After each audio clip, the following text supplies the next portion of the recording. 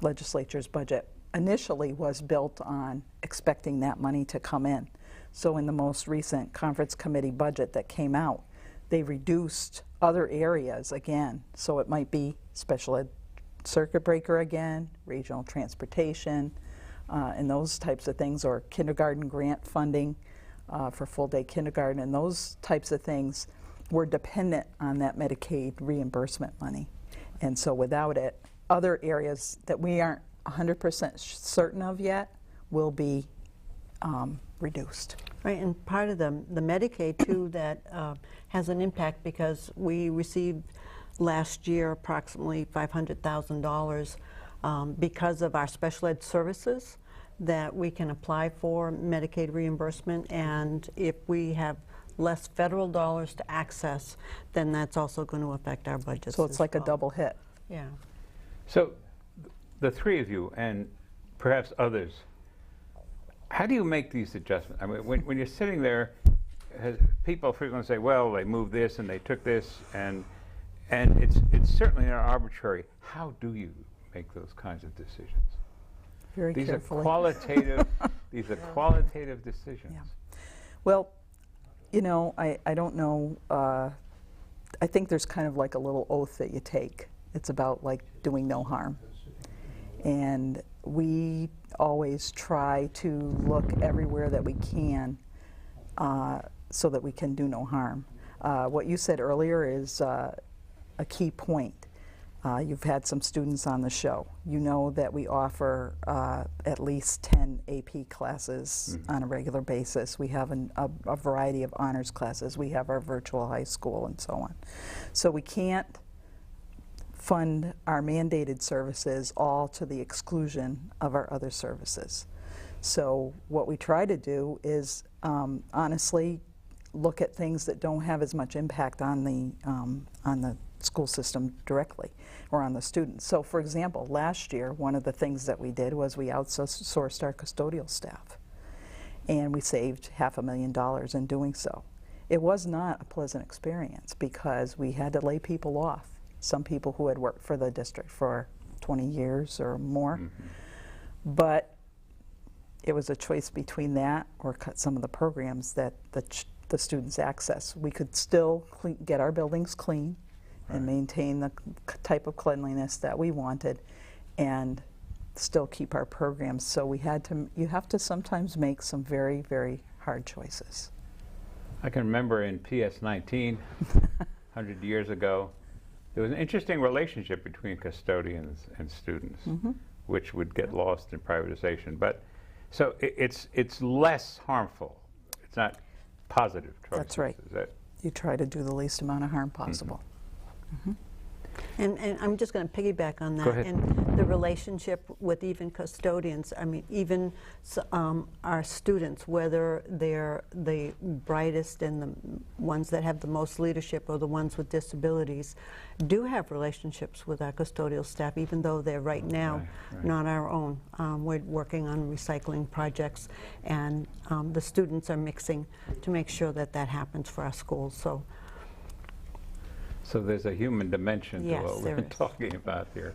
Yeah, the programs, I saw your material that you put out in terms of programs that had to be cut and potential programs that if additional funding doesn't come will have to be cut.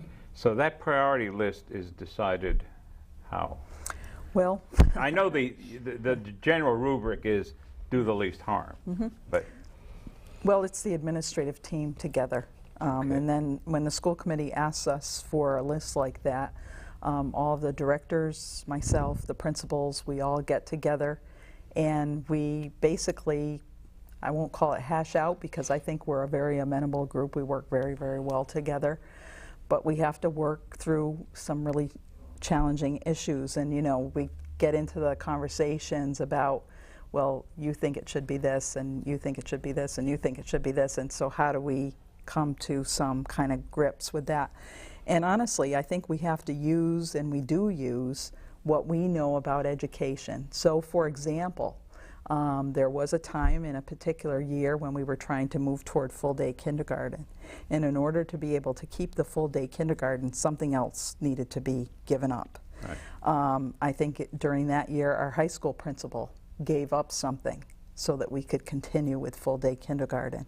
Because, again, going back to our educational principles that we all understand the importance of early childhood education, he knows that if we have full-day kindergarten and our children are getting what they need in their early childhood experience, that by the time they get to him in high school, there will be more students who will, first of all, be staying in school, and second of all, be wanting to access AP and honors and those types of things. So it's sort of like the needs of the many outweigh the needs of the one, kind of a... Gloria, I'm going to throw something at you and then follow it up with a more rational question. What's the ideal size for an AP U.S. history class? Well, if I was the teacher, I would say 12 students, but the reality is that that doesn't happen. I mean, we try to keep it under 20, especially for AP, because it takes a lot of energy, preparation, and really consistent student feedback on what they're doing in order to help them achieve at the level that they want to achieve at, especially when they take courses with the hopes that they're going to be able to translate that to college credit without being in college yet. I threw that one at you for a couple of reasons. One is I taught AP US history for 13 years, and I'm hearing that, well, okay, these are sharp, bright students. You can raise the class size. And yes, you can if you want to turn it into a lecture, which is not what AP is about. So in addition to the special needs and the particular, there are these variables. A lot of the people, I don't mean DY, nationally, who are talking about this issue do not understand variables. So they say, well, okay, we have a magic bullet. Let's move these students here. Well, what about the other variables? We have class size as a variable. Teacher-student ratio as a variable. Throwing Counselor. in the special ed kits in the classroom. Exactly. Right. So the diversity of the students. yeah. And now you have probably a more diverse population in Dennis Yarmouth than you might have had, say, what, 20 years ago? Oh, absolutely. What's changed? What is? Well, I would say I've been here 6 years. I thought I was coming from Central Mass. I thought I was coming to the same kind of district. I was very surprised. There's a significant number of students who do not have English as their first language. We're pretty close to the percentages that Barnstable has, and very different from other districts on the Cape. So that population might run 12 to 15%, depending on the year. It's also a very consistent group of students. We are getting more and more students. Probably 2/3 of them are in that K to 3 range. So you need some special skills there to provide that English language development. We have a lot of movement between schools and in and out of the district. Our transitory population continues to grow and be challenging. In a group like the ELL students, we might only have stability for 85% of them. We've got a lot of kids coming and going often once or twice in a year. So you have those issues to deal with. The Cape as an area has its own social economic climate that makes it difficult. Some kids are facing a lot of stresses that we wouldn't typically think. If I was a tourist coming down here, I wouldn't think that there's a lot of poverty in these towns. I wouldn't realize that many of our students are homeless and live in motels or live with their relatives. You know, they're doubled up. And maybe they live at Nickerson for the summer because they don't have a house to live in. In the state park? In the state park, yeah, living in a tent.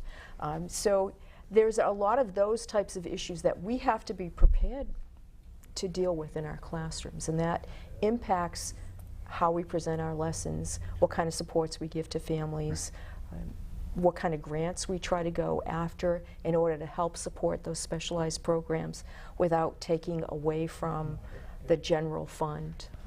and try to meet the needs of a very diverse group of students. And I think to add to what Gloria just said, I think another piece that's really important is this year we did some training, professional development for the teachers and the assistants and the secretaries on traumatized children, just because of these situations that they're facing and what they have to face when they go back home. It makes it really difficult for children to focus on learning when they're worried about mom or dad or having a roof over their head. Or so, you know, it's another significant issue that we have to face. A researcher I admire tremendously is Richard Rothstein, and he estimates that successful student achievement is 1/3 what happens in school, 2/3 what happens outside, the way you've just described it. Now, to put this back into the budget category, what, from your experience, is the most successful program for teaching ELLs? Immersion, bilingual, ESL? Well, we're required by law. I know what the cheapest one is. To have immersion. I think for us, we're finding that is successful, and that may be due, in fact, to the kinds of people that we've been fortunate enough to hire. I mean, we've really increased the number of certified ELL teachers that we have. We used to use a model of tutoring. We found that really didn't work well for us. The state certainly didn't think that was quality education. So we've worked very hard to recruit and to make sure that we have certified ELL teachers working for us and working on curriculum. We've gotten a few grants to help us prepare curriculum and extend what we're doing. We have a lot of our teachers working on sheltered English immersion techniques and attending all the category trainings, and we're trying to match our students up with the teachers that have the most experience, be it the general education teacher who's taken SEI or sheltered English immersion classes, so they're better instructors. We try to hire bilingual aides so that we have the ability to communicate with the parents and the children as needed. You know, they can provide some directions perhaps in the student's native language. I mean, we do have a lot of languages, so sometimes we're not quite as successful at that as we would like. But for a large number of our students, there's somebody there that can speak their language. And if they're not in the building, we can get somebody there pretty quickly. Now, you said structured English immersion is now a state mandate? Sheltered English immersion. Sheltered English is a state mandate. Yeah. Well, it's not the purpose of today, but I need to throw in that all the research I've read shows that bilingual education is the most effective. It was voted in by the voters of Massachusetts, so we work under the guidelines that we're providing. The reason, yeah, I know. The reason I'm pushing slightly on this was that because it cost less, or did somebody believe this was the better? I really can't answer that. I don't feel for us that it costs less. When I think about it's over $500,000 that it cost us for our teachers and materials and aides that we have now, and that's not even just for our ELL staff. Okay, that's good to know. Right. That's not even getting into the significant professional development that we're required by law to have, and because we also feel that that's best for our students.